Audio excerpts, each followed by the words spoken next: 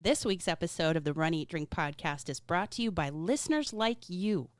Head on over to patreon.com/runeatdrinkpodcast and subscribe today. Fans, founders, and insiders like you help us keep the Run, Eat, Drink podcast going, and we thank you for your support. This is Kathrine Switzer, and you're listening to the Run, Eat, Drink podcast.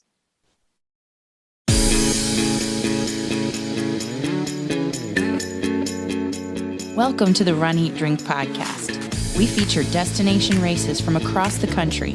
And after the race, we take you on a tour of the best local food and beverage to celebrate. So whether you are an elite runner or a back of the packer like us, you'll know the best places to accomplish, explore, and indulge on your next runcation. Hey, welcome to episode 162 of the Run, Eat, Drink podcast. One that I wish we could call episode 261. I'm your host, Amy. I love what you did there. And I'm your co-host, Dana. And I'm excited about tonight's show, even though we can't change the number. No. Like we would like to do. We can unofficially call this episode 261. Mm-hmm. And then when it comes time to release episode 261, just flash back to this. Maybe by that time we could have our very special guest on the show again. That's true. That is very true. And I think it's very appropriate as we are recording tonight's episode, which features a hero of yours. Very much so. I am surrounded by all the women of our family. Oh, yes? We have Danny the dog. We have Natasha the cat. And you. Stop it. Yes. Stop it. So it's ladies' night in the podcast studio as we are going to be talking to a hero of women's running. Yes, we are. Kathrine Switzer, KV Switzer, is the running segment of our show, is featured in the running segment of our show. She is the running segment of our show, because let's be honest, we talked to Kathrine Switzer, a woman who's iconic. Of course. Historic. Uh-huh. And then we talk about the 5K training run we did in our neighborhood after that. I mean, no, come on. No, we don't. We don't. So no, those 5K runs are necessary. Yes, but I think that's not what this episode is about tonight. Absolutely not. This morning or whenever anybody is listening to it. And she has an amazing story that we are going to be sharing with you folks over the next couple of episodes. Mm-hmm. And she was very giving of her time with us. Yes. All the way. That was our first call to the opposite side of the world and to a different day. We actually traveled in time to get that interview. We did. Well, we crossed the international date line anyway. I can't tell you how many times I calculated the time difference so that I would be 100% sure everything would be okay. Oh, yeah. Would go off without a hitch. We may have even confirmed, like, what's the conversion time from Eastern Standard to calling down to the Shire, which is what I refer to it as. You call it the Shire? That is where they filmed all of the Lord of the Rings movies. That's just because you like that. New Zealand. Yes. She lives in New Zealand. Yes. So we got to call New Zealand. It was a bunch of firsts for us. Yes. You're tearing up just thinking about it now. She's an iconic athlete. She is an author, an Emmy award-winning broadcaster. She's an advocate for women's sports. And it was just an honor to talk with her. The third week in April, as we are recording this episode, on a Monday, which is Patriots Day in this third week of April. Mm-hmm. And that is typically the day the Boston Marathon is run. Yeah. This year, it's a little bit different, But historically, this would be the day. This would be it. Of course, we are still seeing modification due to the global pandemic. Mm-hmm. So it still, I think, merits release on this week. I think that us sharing this interview in this week is symbolic in and of itself. I'm sure there are many runners out there who are in this season and on this day and in this week thinking of Boston. Oh, absolutely. For many reasons. Absolutely. So I think it's very appropriate. So it's going to be an awesome run segment. And we are fortunate enough this week to have an amazing food and drink segment as well. Well, we had to celebrate. Yeah, if you land Kathrine Switzer's an interview. Exactly. You celebrate that. You go out. Now, we also ran. Okay. We also got some miles in. Amy's, getting the leg moving and she's seeing the therapist. But we celebrated not only the interview, which really is what we were celebrating, but we also got some running in. So we celebrated both. We did. And we're going to do food and drink from a single location. We are. Here in Southwest Florida. So that when you plan your next runcation to come visit your favorite podcasters, you know where to go. So, let's talk running. Or rather, why don't you and Kathrine talk running? Oh, an icon, a hero, the author of Marathon Woman, one of my favorite audio books to listen to on any long run. Someone who has inspired so many in the running community to take that first step toward running a marathon, running whatever distance, whatever goal, achieving whatever dream a runner happens to have. It's Kathrine Switzer.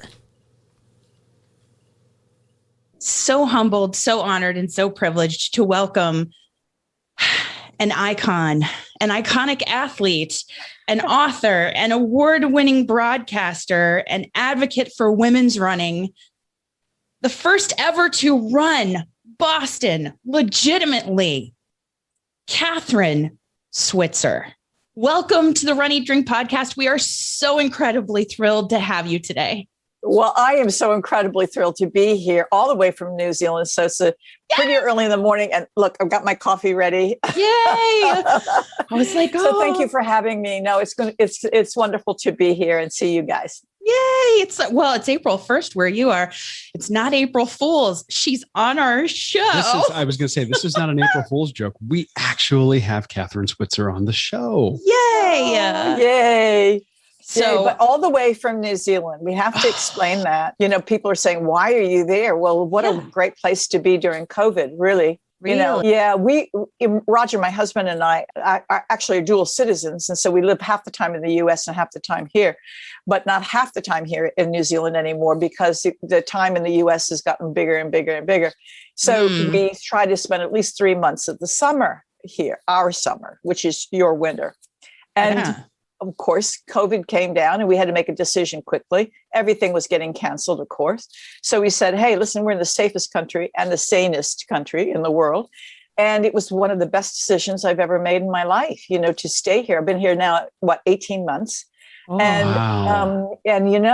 In the whole time of this pandemic, New Zealand has only lost 25 lives. So it has been stunning. We're the world leader in controlling the virus and health. And of course, fantastic training. So, it couldn't be better for a runner. Yeah, exactly. That's fantastic. Really. And what we've seen of New Zealand, of course, just in media and online is just so beautiful, and what terrain, and just a wonderfully unique opportunity for you. And I can't think of a better way to ride out the pandemic than that. That sounds pretty great. So great. I didn't find running in my life until my late 30s. And then I started voraciously reading everything I could get my hands on. And Marathon Woman is one of my favorite favorite. Yes. It's one of my favorite audiobooks of all time.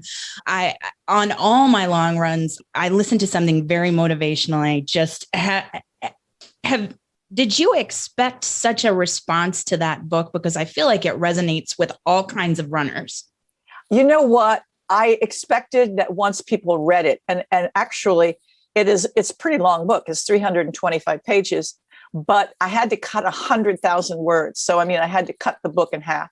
And don't worry, there's going to be a volume 2 someplace. Oh, I hope so. What I loved is what I hoped would happen is that people laughed. Because it's a book about really, I mean, running is sort of the metaphor that carries it. Of course, it's about running, but it's about overcoming the impossible. And it's also about making the worst things in your life the best things. And so they're constantly, there were the worst things. And then you wind up laughing at yourself because what else can you do? And there were so many hilarious moments with people who wrote to me and said, I just fell out of my chair laughing over that. And for instance, like starting the Boston Marathon in 1967 with a sanitary napkin band pinned in my glove, which had dextrose tablets in it for energy, which I didn't even know what dextrose was. Hilarious moments like that. I mean, so you're known for being the first official woman registrant of the Boston Marathon in 1967. Like you mentioned, Roberta Gibb was a predecessor. I'm just interested, and for those that you need to get in and you need to read this book because it's so motivating and so inspirational and so real. And I love that you narrate it on the audiobook that I listened to. It's so great. It's real that way. Amy, I'm going to interrupt you on that. 2 things. One, yes, I did the narration of that. My voice did not recover for 6 weeks. It was torture. It was the hardest marathon I ever ran, but I was determined to do my own voice. And it was 7 days for 6 hours a day in a sound box nonstop. Oh my gosh. It was ridiculous. You don't think about that. Oh my gosh. And as broadcasters yourself, you sometimes deliver the line perfectly. And then they say, okay, stop, cut. And I said, what's wrong with that? And they said, we heard your stomach growling. Oh, please. I'm that guy that does that to her. So that's me. I'm going to apologize right now. Yeah. But anyway. It's okay. So that was a marathon. Your first official foray would be the Boston Marathon. But I want to know what attracted you to the distance. I think it goes back to childhood. And I'm glad we have to mention my predecessors. I didn't know anything about my predecessors. And I heard about Roberta in 1966. By that time, I had been running a lot. And that was a relief to me to hear, that she had run the Boston Marathon because now I knew it could be done. And I always felt it could be done. But there were 6 or 7 other women who had run marathons. In fact, one from here in New Zealand ran a 3:14 in 1964, Millie Sampson. So, I mean, it had been done, but not with any fanfare or official sanction. But what attracted me in the first place was, my dad had always encouraged me to run when I was 12. That was really important. I made the field hockey team in my high school by running a mile a day. And it was the sense of empowerment that really propelled me. And I realized that I could run forever. That's the way I felt. But I couldn't run really particularly fast. I never got tired. But it made me feel so fearless. It was just such a great feeling. But what really attracted me to the marathon in particular was the first time I heard about it. And I thought, gosh, isn't that amazing? And I said to my dad, I said, wow, people run, 26 miles. And he said, oh, honey, he's a big Army guy. He said, I put troops on a forced march many times, 25 miles. And many times I had to carry their packs myself, that kind of thing. And he said, people can go forever. And he said, that's why, for instance, Indians could hunt down deer. He said, because they could eventually outrun them. And I said, you can't outrun a deer. And he said, yes, you can. If you stalk it, you can outrun it because you have the endurance and the animal doesn't. And I thought, isn't that amazing? Isn't that amazing? So I always felt that as humans, not particularly as women, it was the discovery of women's superior ability and endurance and stamina, which is fascinated me the most, of course. But it was the knowledge that humans could do it. So If humans could do it, I counted. So yeah, that was always the thing. Then, of course, the story is also well known that when I went to Syracuse University, which is a powerhouse university for sports for men, but in 1966, there were no sports, intercollegiate sports for women. Men had 25 sports with scholarships, and women had play days. So they had to recruit you for their team. No, that was at Lynchburg College in Lynchburg, Virginia, for 2 years, and I was there for 2 years, and I was recruited on the men's. I was recruited on the men's track team because they needed a miler just to pick up points, and so I ran with them. So I was used to running with men, but when I went to Syracuse, I heard about the marathon, before, of course, but at Syracuse, I actually met a marathon runner who was the volunteer coach for the men's cross country team at Syracuse. And he was a mailman, but this is lived Arnie, for the day. Yes. This is Arnie. Arnie, who lived for the day once a year where he could run the Boston Marathon and felt like a hero. And every time we'd be out running together, he took me under his wing. I was 19, he was 50, he was really old. And took me under his wing, and every night would tell me another Boston Marathon story. And he had run 15 of them. So hearing another story about Clarence DeMar or Tarzan Brown or Johnny Kelly, the elder or younger, was very exciting to me. And then came the day I told him I was tired of talking about it and wanted to run it. And it was Arnie who said to me that a woman couldn't possibly run a marathon. And I said, what? And he said, absolutely impossible. Women are too weak and too fragile. And I remember it very, very distinctly because we were running 10 miles in a freaking blizzard in Syracuse, New York. Black as a, totally black night. And it was the snow coming down. We almost got killed out there with the cars. And we argued. And finally he relented and said, look, I'll give you this. He said he didn't believe anybody had run. No woman had run a marathon. He wouldn't believe it. Even despite all the news about Roberta Gibb, in the papers and Sports Illustrated and everything. He said, I believe you could do it if any woman could, but you'd have to show me first. And he said, in fact, if you'd show me in practice, I'd be the first person to take you to Boston. So I don't know about you guys, but somebody gives me a challenge like that. It's one of those, watch this space. And let's go. Yeah. Let's go. Let's go. And when I showed him. He had to know he was poking the bear, that he was daring him. Yeah. That couldn't have been accidental. But no, gosh, what a funny, wonderful relationship we had. He wasn't really a coach, and he wasn't a father figure or a boyfriend figure or a brother figure. Or anything. He was my running buddy. And we all have a running buddy. And, you tell them the secrets of your soul, and things like age and gender and income and religion all don't matter. They're your buddy. Running. And it's amazing how that works.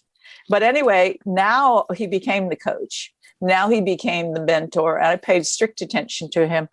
And my goal was to prove to Arnie Briggs, that I could cover that marathon distance. And I think the story, Amy. We went out to run it. and every time I go out on a long run, and I hear that part of the book, and I hear, show me you can do it in training. Show me the distance. I think things come full circle for me because Jeff Galloway is my coach. Oh, yeah.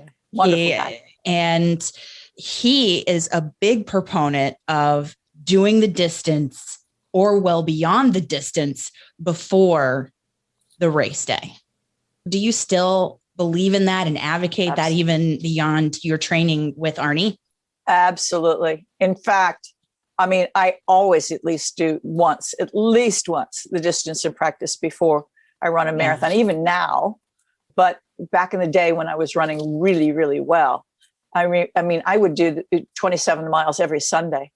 And maybe that is completely overtraining. But let me tell you, when you go to the starting line of a marathon and you've done that, you can finish. So you don't even have to worry about that. And that is the number one worry that people have. The other thing is physiologically, when you train your body to burn the fat.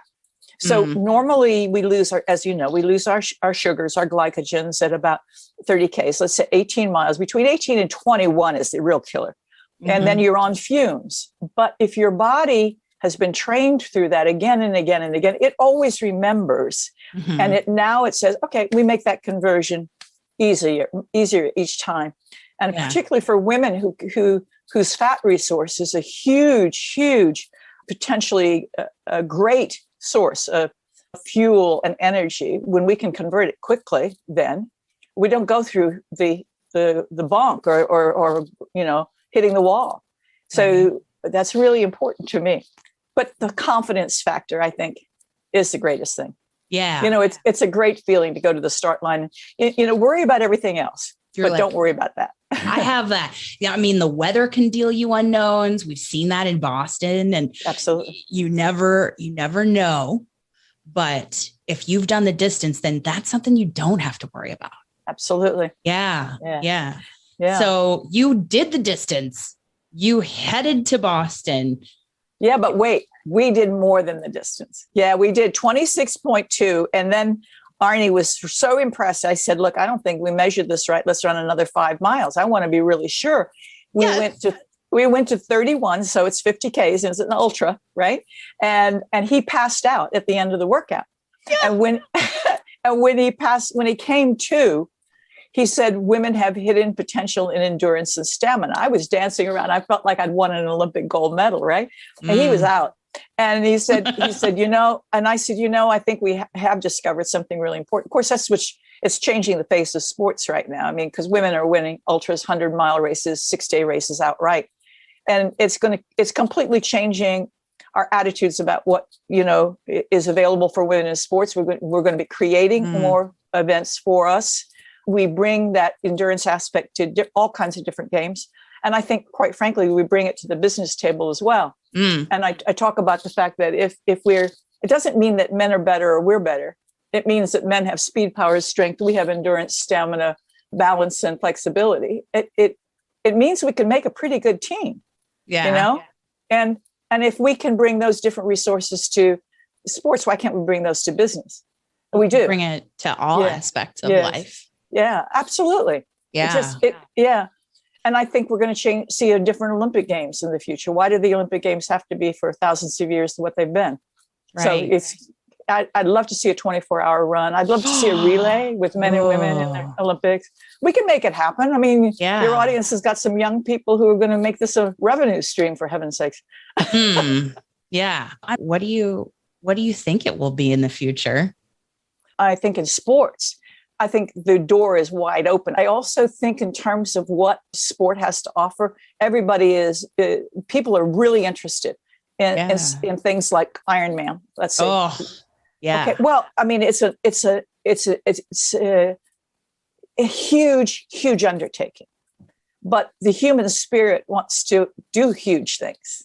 And we can, with women, for instance, especially, we're noticing that if women are winning the ultra races and 6-day races and 24-hour runs, why don't we form a team or a relay? Or like here in New Zealand, we have something called a Grand Traverse, which is a 6-day race. Three men on the team, 3 women on the team. It's very, very tough. Believe me, it's running over crevasses and climbing mountains and stuff like that. But the interesting thing is the guys who are some of the best ultra runners in the world say the women always bring the team home. And I say, why is that? And they say, because they can read the compass. And we can't read the compass anymore. Now that's really interesting. They totally admit that. Oh, I didn't think that. And I think it has to do with our natural ability for sleep deprivation, fat threshold, etc. But all of those things also are related to childbirth. If it takes a woman 3 days to have a baby, I don't know any man who can do that. No, me neither. No, myself included. No, I don't. I was going to say, I think that this is something that's really interesting because this also adds a dimension when you're creating your team and you are adding sort of almost a tactical or strategic element to when your runners might run their segment, which runner is going to be the best, given their propensities, their natural abilities, of course, their speed, but like you were saying, the endurance factor portions of those race courses would be better suited for different runners. Absolutely. Already, again, I don't see this too much in the US, and it's unfortunate, but in New Zealand, we've had a whole history of wonderful relays, which are road relays. And so the team is, let's say, is usually six people. And then you meter it out and somebody says, listen, I've got a sore Achilles, so I can't really do the downhill or whatever. And they said, fine, you take the flat, then, or take the uphill. Somebody's always better at the uphill. Somebody's always better at climbing. Somebody's always better at this, at a fast finish. And the relays are of different distances. I mean, the legs. So you're going to put your fast person on the 2 mile, and you're going to put your slogger on the hill, which is 10 miles. Right. Yeah. So yeah. Same thing. When you got to Boston, we've talked about what motivated you to do it and what motivated you to find running and things like that. And can you talk a little bit about the emotions that you felt at the starting line and at the time of the infamous photo with Jock Semple? Sure. First of all, it was Arnie who insisted I sign up for the race.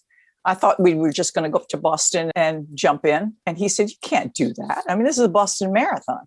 And I thought, well, okay. And so we went through the rule book. It's really important to know that there was nothing that said in the rule book that this is a men's only race, or no gender on the entry form.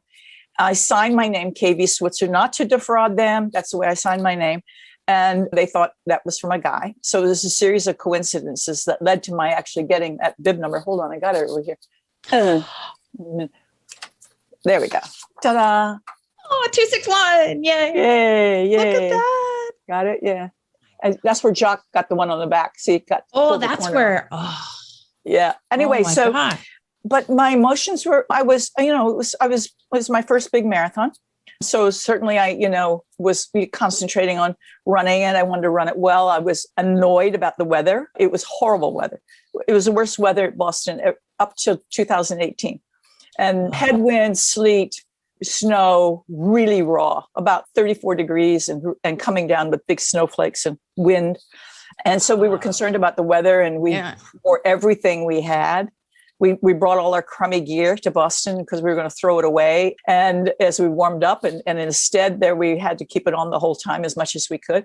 Everybody looked like refugees. It was unbelievable. But things might have changed if it had been a warm day and I was in my cute shorts and top. Who knows? An official may have come over to me and said, hey, you're out of here or whatever. But anyway, the guys were wonderful, as always. Guys in running have always been wonderful to women in running. Guys who run, okay, not officials, guys who run. Yeah. And so, we were happy campers at the start. Everybody was pleasant to me, and hey, there we go. And the gun goes off like at the beginning of the race, everybody's happy. Until about a mile and a half when the press truck came by. Then they were taking pictures. We waved at them. We thought that was kind of fun too. But then alongside of that, of course, everybody knows, was the officials bus, and Jock Semple, the co-race director of the marathon, was on that. And he was furious when he saw a girl in his race wearing a bib number, stopped the bus, jumped off of it, ran after me. And I didn't even know he was there, coming up behind me. And grabbed me, spun me around and grabbed me by the shirt, by the shoulders, spun me back and said, get the hell out of my race and give me those numbers. And tried to rip my numbers off my front and back. And I jumped away and he grabbed me again by the shirt and he went for the one on my back. And that's where he got the corner. That part, yeah. And Arnie, my coach, was with me screaming, leave her alone. I've trained her. She's okay. And then he just smacked Arnie like this. And my boyfriend, and this is the funny part of the story, my boyfriend, who was an ex-All-American football player from Cornell, was 235 pounds. And he came and hit Jock with a shoulder charge and threw him out of the race instead. And Arnie screamed, run like hell. Down the street we went.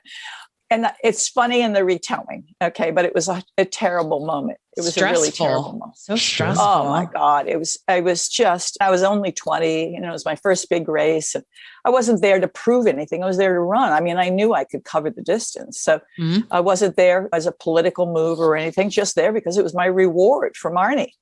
And I went through that split second of fear and doubt that we all do. Like, what have I done wrong? Women always do that. They always say it's their own fault. Like, what have I done wrong? Okay. The press were horrible, shouting at me. And I said, should I step off the course? And Arnie looked at me and there was that look in his eye, like, what do you want to do here? And I said, listen, I got to finish this race, even on my hands and my knees if I have to. And I said, because if I drop out, and I know I can do it. I know I can do it. And I said, but if I drop out, everybody's going to say the same thing they always say about women. which is that women are always barging into places where they're not invited and they can't do it anyway. And that's what was happening in business. It was happening at university. And I said, I got to finish. And I know I can do it. If you want to know the truth, also, how the hell else was I going to get home? Right. So, we didn't have a plan B. We were going to finish the race and get in the car and go home. Yeah, you got to get there. It wasn't a political move. It was pragmatic. Yeah, right. And I always tell people, when they're like, they got 6 miles to go and they say, I can't do anymore. I got to drop out. I said, it's going to take you longer to drop out than it is to hang in there and walk and run and finish. But anyway, so we plowed on, and the rest of the race, as with all of us who've run a marathon, the rest of the race was a constant series of revelations. I always say a marathon is like putting your lifetime in a microcosm. In 26 miles, you go through your whole life experience of, why am I here? What is this doing? What is it all about? And by the time you get to Heartbreak Hill, you're no longer angry, because you can't be angry anymore. You're too tired to be angry. And so I forgave old Jock Semple. He was just a product of his time. And it was then during that moment that I started getting angry at women, because I didn't know why women wouldn't do anything bold or take any chances or do anything as exceptional as running a marathon. And I suddenly realized it's not their fault. They've never had the opportunity to try, and by that time they were fearful. So I needed to do something to create the opportunity. And take the responsibility for it to create that opportunity so that they would have the chance to do something and realize they could do it. You can't imagine doing it unless you take that step. And as we all know, people who say, I could never run a marathon, and then 2 years later, they came rushing up to you and say, oh my God, it's changed my life. You need to take the first step. Yeah, you need to. Yeah. So when I finished the race, it was pretty anticlimactic, because I had to go through the same barrage of questioning from the angry press and officials. And by that time, I had already grown up. I often say I started the Boston Marathon as a girl, and I finished it as a grown woman, because you do go through this lifetime. And I had this whole life plan, like suddenly, in front of me. I didn't know what it looked like, but I knew what I needed to do. I'd love to hear her talk about her journey to Boston, how she discovered running, and a little bit about her book, which everybody should listen to or read. Oh, absolutely. It's become a one of those go-tos when we're driving someplace on a road trip. And the thing that you forget about, or that maybe as a man I forget about, is that this didn't happen all that long ago. That's true. And it's amazing to see how far we've come. And there's, I was going to say, and it's due in no small part. Some would say she was the catalyst for all of it. Due in no small part to what Kathrine did that day. And then what she continued to do after that. It was like that day she found her purpose in that race. Mm-hmm. And she continues to talk about that in the second part of the interview, which we will have next week.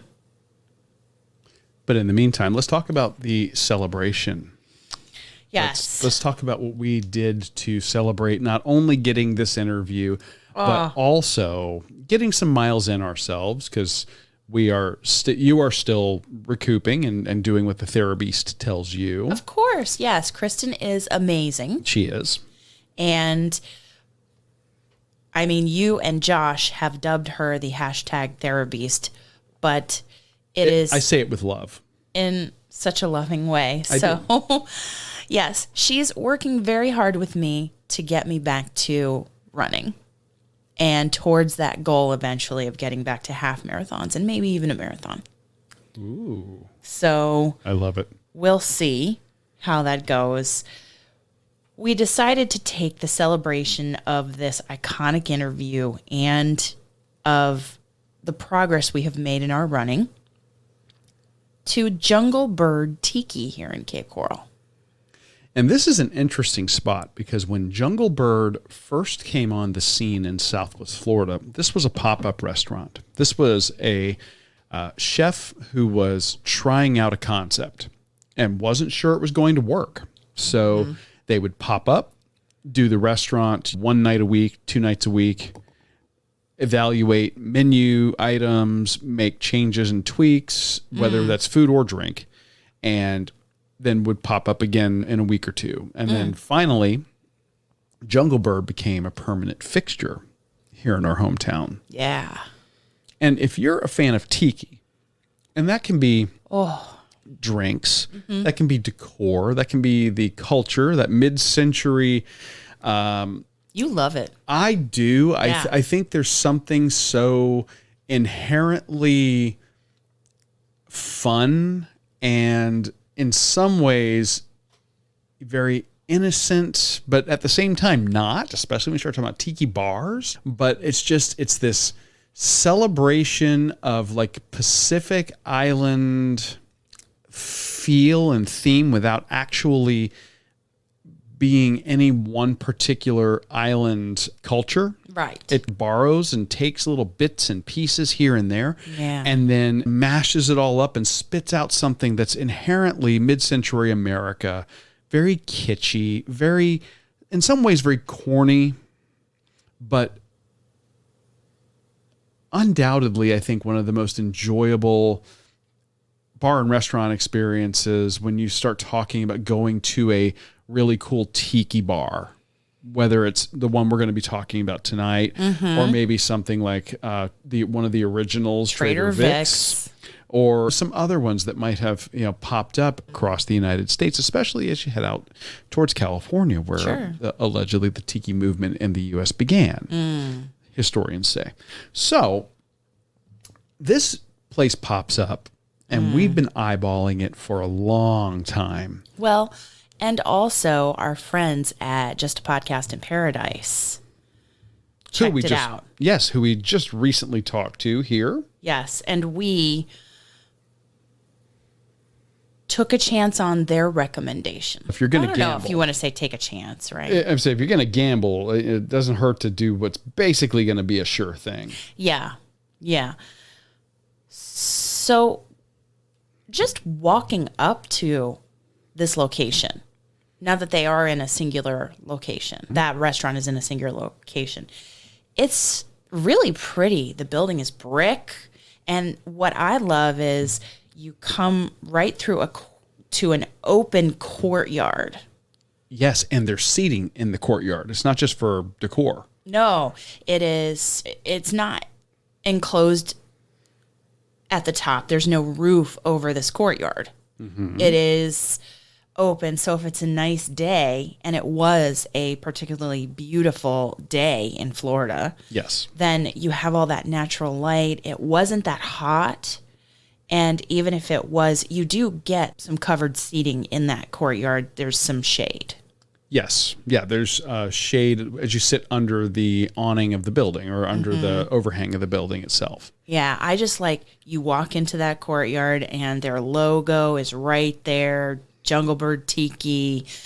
There is painted on the exposed brick. Yeah. It's so cute. It's gorgeous. And you have there's comfortable booth seating. Yes. You have a half booth or a banquette where half your party sits against the wall in the booth, and then you got the table, and then you're sitting like I did. I sat in the chair. Yeah. I liked the pillows that made it feel kind of homey and laid back and comfortable, and the plants all around. It definitely gave you a tropical feel. And I feel like we went in the afternoon, but I feel like at night when you have some of the lights, the string lights all around. Oh yeah. All you need is a steel drum band. Ooh. And steel drum or bongos or something tropical, something that would drive that feel home. And then there's also bar seating and restaurant seating indoors. And this is what I thought was really cool. Like you were loving the courtyard thing. I love the fact that on either side of the courtyard is a building. It's like a house. The thing is shaped like a U, basically, and Yeah. the courtyard is the middle of the U. We sat literally against the back wall as you walked into the courtyard, right under the Junglebird Tiki logo. Yeah. And then on either side, you've got like a restaurant on one side and then a bar with some seating on the other. Such a cool layout. Mm-hmm. And we brought the crowd. Because when we walked in, there was maybe one other party. I don't know. It might have been. I think it was a party of 3 ladies. Yeah, that they had just opened as well. They hadn't been open too long Didn't last long. for the day, but then we brought the crowd.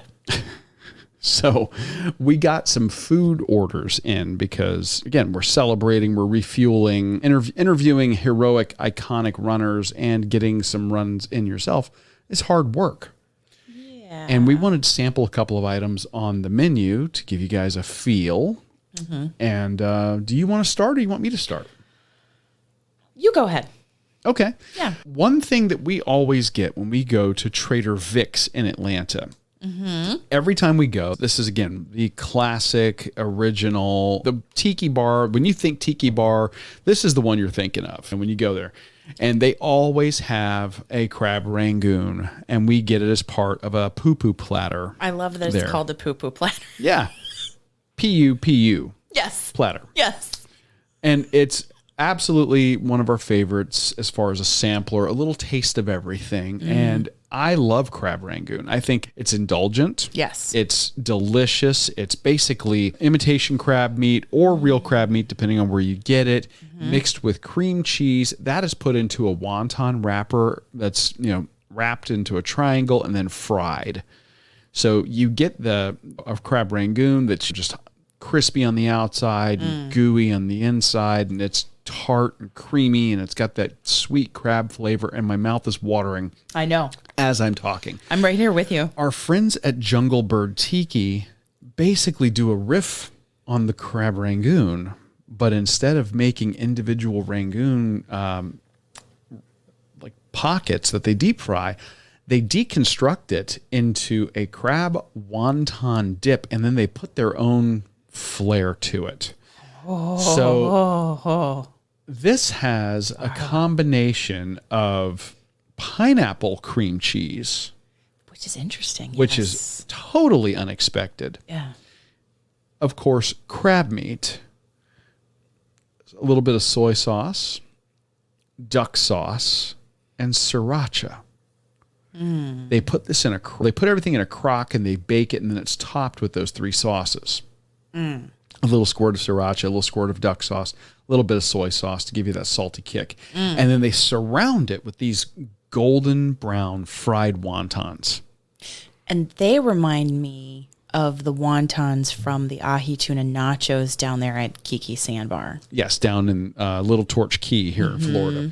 Very similar. So these were cooked a little more than those. They were a little more crisp, a little darker in color. But very firm. Yes, they held up to dipping. Not tough, but firm, so that you could use them as the vehicle and you didn't have to use utensils. I get really annoyed when we get any kind of a dip or you go some breakage. Yes, I hate that. I hate it when a place gives me really flimsy or tortilla chips. Any kind of chip. It's got to be firm enough to resist dipping. And they did not disappoint here. So in this dish, you're getting what I was talking about, which is that tartness and creaminess from the cream cheese and then that sweetness from the crab. But the addition of the pineapple cream cheese gives it an extra bit of sweetness and tropical flair that I wasn't expecting. And there's a tang from that pineapple. Yes. What did you think of it? It was excellent. And it's big enough for maybe 4 or 6 people. Yes. Okay, that was the thing. I was expecting a smaller portion. The crock that they serve this in is about the size of what you would normally get, say, a French onion soup in. It was a large serving of that dip and ample wonton chips. So you're telling me that you think that the ratio of chip to dip was good. Yes. I agree. That's a problem too. I hate when you go to a place and you get like a dip that's like the feature that you're going to get, and then you either have not enough dip or not enough chips. Right. So I think this was a perfect ratio. I agree. Would you get this again? I would. They had another dip that I wanted to try as well, and I think it was their buffalo dip. Yes. Yeah. So I'd be interested to compare the two and see. Yeah, we were feeling a little islandy, a little tropical on this day. And one thing I also liked about this was the addition of a little dollop of sriracha and duck sauce on top would let you drag your dip through that. If you wanted a little extra spice, You could have it. you could have it. Or not. Or if you like the duck sauce, the sweet, that like sweet and sour element that it imparts. Yeah. So I thought it was fantastic. Yeah. And this came in at $15. You, like you said, This is what I'm saying. easily I think a party of four could split this. amongst a party of four, and that makes it kind of affordable. If you go as a couple, then it's on the pricier side for two people to split. It's also very, very plentiful and Yeah. very rich. Yeah. I would say you could make it a part of the meal Yes. and not necessarily have to or need to move to an entree. Or you could just bring the whole party with you. Absolutely. Can we bring the dip crew with us and just, Oh, that'd be fun. yeah. Bring the dip crew and get some dip. Yeah. Chips and dip. Little on the nose there. I don't know. We'll have to get back to them and ask them. But we tried something else. Yeah, we did a whole surf and turf experience here. I see what you did there. So the crab wonton dip, that serves as the seafood portion, the surf. That is the surf. And the turf is a beef carpaccio they had, which had a tiki flair. Which shocked me. Because typically, beef carpaccio that we've had in the past, it'll have the very thinly sliced beef, and it will have Parmesan cheese and capers. A little olive oil and cracked pepper, maybe. Yeah, and then some kind of crostini or some kind of vehicle Yep, right. for that. And you create what you want, as much of the Parmesan, as much of the meat. But this beef carpaccio, this was thinly sliced beef tenderloin, pineapples, capers, Parmesan cheese, cracked pepper, candied pistachios. I thought were really different. Extra virgin olive oil and crostini. Yeah, I've never had candied pistachios in my life. I don't think I have either. I've had candied almonds. Sure. Pecan pralines. Yeah, but I don't think pistachios. No. So it was kind of a first. So break it down. Tell me what you liked about this dish. I like the crostini. It had the crunchy crust, but then the soft inside, the flesh of the bread was soft, yet held up to the ingredients, first of all.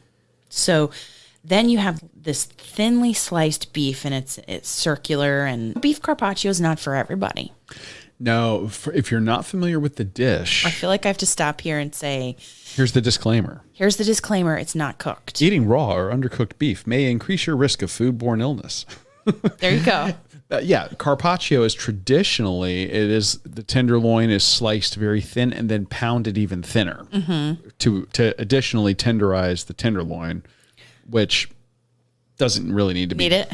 Need it, but so this is a really visually interesting dish. But some people, when they see it, they recoil and go, "I don't know about that." But trust us, if you're an adventurous eater, it's really good. It's so tasty. The meatiness and the thinly sliced beef. You could almost see through it once you got it off the plate. you really could. And so you lay that down on the crostini, and then you have pineapples, little slivers of pineapple. It's not like rings, but it's chopped up. And that provides a sweetness and a tartness. Capers, which are a salty, briny element. Parmesan cheese. I love capers. And I love Parmesan cheese. They both provide a saltiness, but it's different. Yeah, I think Parmesan is more tangy saltiness, and Capers is more like More of a bite. And more of a like a Brine. pop, like salt water. Yeah. And then the cracked pepper. I love cracked pepper. Just the texture of cracked pepper. And it's not super spicy. It's just, it has a little bit of a crunch element. See, I love that. You're spot on. Coarse ground black pepper. When I like it when you get a big piece of it and it does give you a little, ooh, hello, I'm here. Like a kick. Little kick. Just a little kick. Balanced with the candied pistachios. They were just sweet. This was a unique element. Like I said, I've never in my love life pistachios. seen. I do too, but they've always been a salty serving or a salty component of any in something. snack or dish or what have you. These were sweet and nutty and crunchy. Oh, so you got a good textural component there too. And you could build the crostini however you want it. You could leave off any one of these elements if you wanted to. I just feel like all of it together provided the perfect tropical and tiki version of beef carpaccio. Yeah, I agree. And this is one of those where, our friends over at the Mouse Ears and Magic podcast would joke about it and say, did you make the perfect bite? As a matter of fact, we did. This is one of those that when you hear the list of ingredients, you're like, oh, that sounds weird. When you look at the episode artwork, it's gorgeous. It is a gorgeous dish. I'm going to post pictures because the episode, I'm just going to hear the disclaimer is that the episode artwork is just Kathrine. Oh, okay. In that case, check out the photos in our social media feed because the food is gorgeous. Yeah. This dish, the ingredients, when you just hear it, you're like, I don't know about that. But then when you look at the presentation, it's gorgeous. Beautiful. And a crostini topped with each one of these elements. The thing about the thinly sliced beef, like you were talking about, you'd almost see through it. When you eat that, the way it is the tenderest, most mild, beefy flavor. And you get that on the great crostini bread. And what you said about the crostini bread is totally true. I appreciate restaurants trying to get you fancy bread to make crostinis out of. But pro tip, if your bread has a lot of air holes in it and you slice it and it turns out that it doesn't make a good bed for the items, it's not a good choice of bread for your crostini. No. What I love about Jungle Bird was they get it right. Yeah.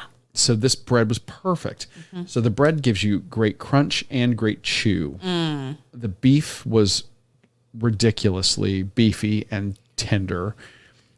The sweet tartness of that pineapple, like you said, beef and pineapple. A lot of times you'll see like a Hawaiian something, like a Hawaiian steak or Hawaiian something. You'll often see meats that are marinated briefly in pineapple because it has a natural enzyme that tenderizes meat. I don't know that you really need to worry about that in this case, but that flavor combination of beef and pineapple, it's killer. And then like you said, all the other components, the capers, the parm, the pistachios. Oh. So good. Yeah. So this is one of those, it's an adventurous dish. Yeah. But would you get it again? 100% yes. Wow. Okay. I think it was my favorite dish we had there. That's breaking news, folks. I didn't even know that. But I think it was. I just love a good carpaccio, and I know that a lot of people, that will be a divider because some people are not going to go there. And that's okay. And it's okay. They have other items. Mm-hmm. The crab wonton dip, and we just couldn't stop there. Oh, no. So next week, we will have to break down a couple of other surf and turf dishes that we had. I see what we're doing there. Okay. Okay.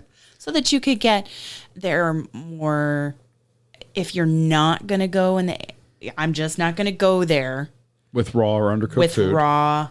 With beef carpaccio. I'm not going to go there. There are other items on the menu that are high quality, full of flavor you need to try.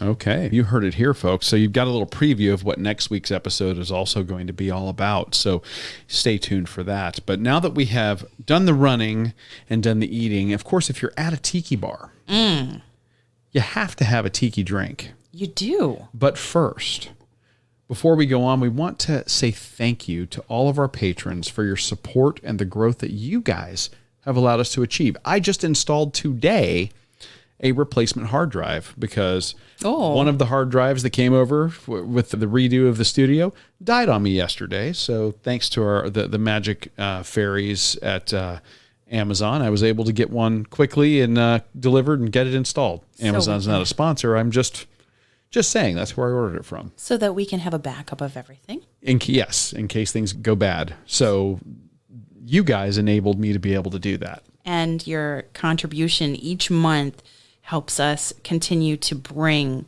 our Runcation Nation a great show here in 2021. We also want to say welcome to our newest patron. Yay! Katie Blomberg. Yay! She became our newest insider at the $10 level this week. Thank you so much, Katie. We love all of our patrons, and hopefully you all like the changes we've made to the studio, like Dana was talking about. He's putting those finishing touches on. Some changes you'll see, some changes you won't. Some of them just make it possible for us to bring you better content. Exactly. Higher quality content. Don't set the bar too high. Come on now. And as we hear more and more about live races returning and our Runcation Nation making plans, our patrons, like all of you, make it possible for us to resume Runcations and plan the first ever Runcation Nation meetup. Oh, I can't wait. Listen, if you go to patreon.com/runeatdrinkpodcast, we have 3 different levels of monthly support. $2, $5, or $10, and each of those have their own special perks that we are continuing to add to and refine in 2021. Patrons get a special thank you message from us. Insiders get a look behind the scenes, get access to video footage of special interviews, cooking demos, exclusive tastings of our favorite food and beverages, including bonus items from great places that didn't make it into the show. The show is always going to be free, but if you want more Run Eat Drink podcast content and you want to support the show long term, check us out on Patreon. Go to patreon.com/runeatdrinkpodcast, or if you use Podbean, you can tap on the reward button at the top of the Podbean app to become a patron. All the same perks and levels are right there in the Podbean app. As always, we thank everyone for any and every way you've supported and continue to support the Run Eat Drink podcast. So let's talk cocktails, because if you're going to talk tiki, you have to have a fruity rum-based cocktail. It's the law. It's the law? Yes, the law of tiki. And you are the law. I'm not the law of tiki, but I've read a book. You've read a book? I've literally You've read a book? I've read a book. Smuggler's Cove. Check it out. Ooh, okay. But what we're about to tell you, these are top secret, super duper potent cocktails that are on the menu. Top secret? Well, I don't know about top secret. They are certainly very potent and very delicious. And the name of mine might sound like it's not safe for work, but I promise you it is. Correct. So it looks like, based on what you've got here, I'm starting off with the drink segment. Yeah. My drink was something called the Banana Hammock. Yes. The Banana Hammock is a variation on the daiquiri. Get your mind out of the gutter. Of course, that's what it is. I wasn't thinking anything bad. If you live here in Florida, the daiquiri, in both its frozen and traditional form, is really a go-to drink in Florida. We had a traditional one at Santiago's Bodega. We did, as well as in Key West. In Orlando, yeah. Yes. Mm-hmm. And frozen daiquiris you can get at a lot of restaurants. Heck, even a lot of corporate chain restaurants have a daiquiri machine going, and it's got this, it looks like a Slurpee for adults. This isn't that. This is a variation made with Puerto Rican rum, citrus juice, And they used a spiced banana syrup to sweeten it. Interesting. Yes. This tasted like, how best to describe it? A slightly citrusy bananas Foster. Ooh. Would be the best way I could describe my cocktail. Very desserty. I think that when you're talking tiki drinks, except for a couple of notable ones on many tiki menus, most tiki drinks tend to be on the sweet side. This one, was it overly sweet? Oh, not at all. For me, this was a very classy, very sippable, sweet, and slightly tart, like I said, bananas Foster.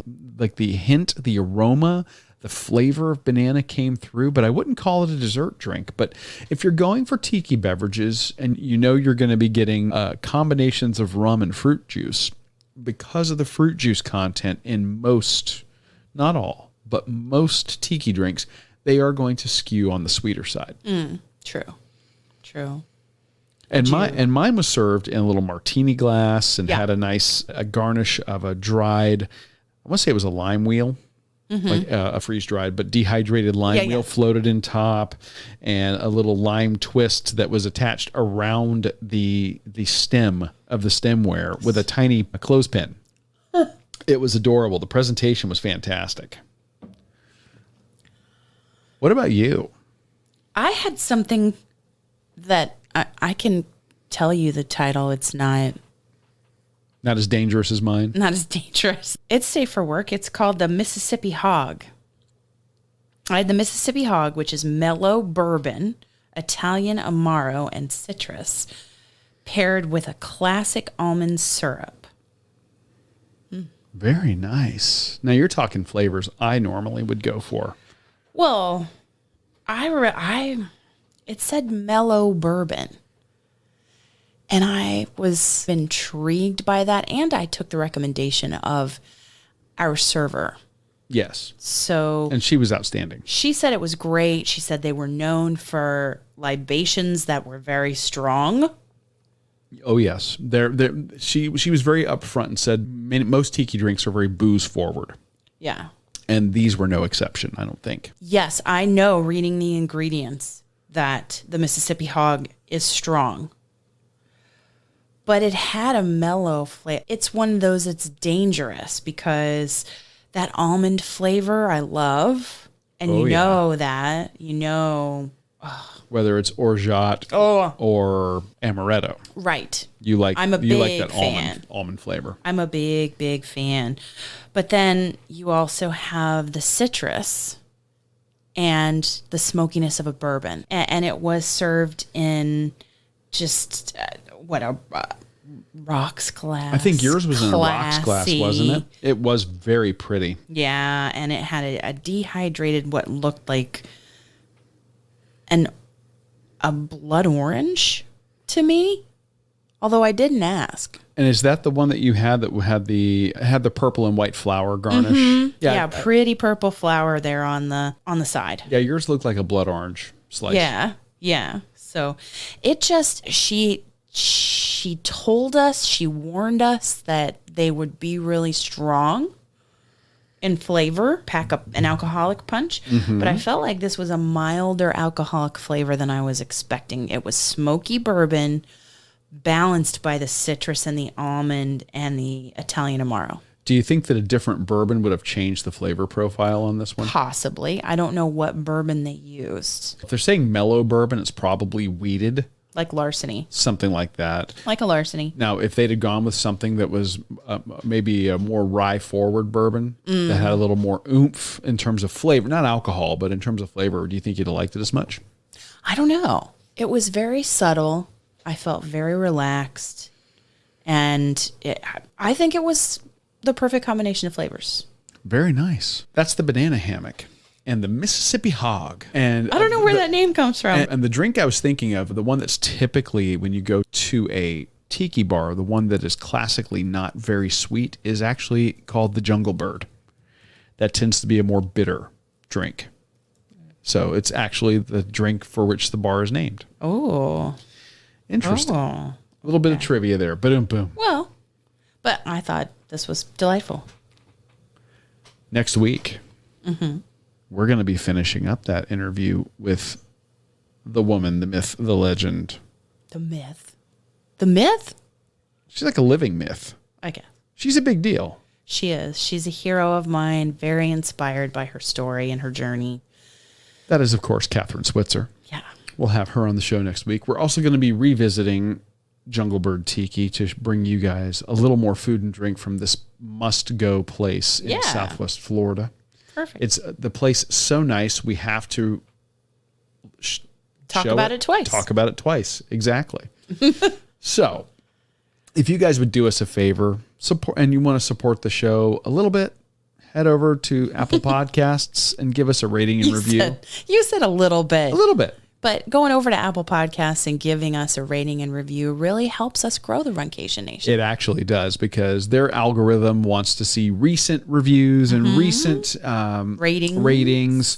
So if you could do that, we would really appreciate it. And of course, if you want to support us a lot bit, go over to patreon.com/runeatdrinkpodcast. A lot bit. Check out those sponsorship levels. We would really appreciate that as well. Thank you so much for listening, for joining us on your long run, your commute to work, around the house, wherever you listen to us.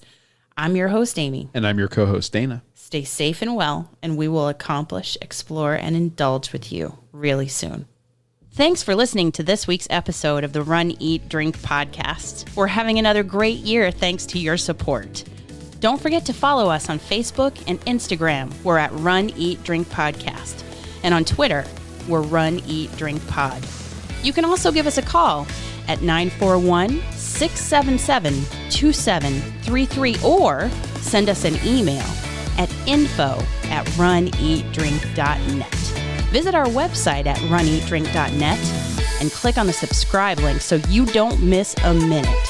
Find out how you can support the show at patreon.com/runeatdrinkpodcast. Accomplish, explore, and indulge right along with us. We'll talk to you next time.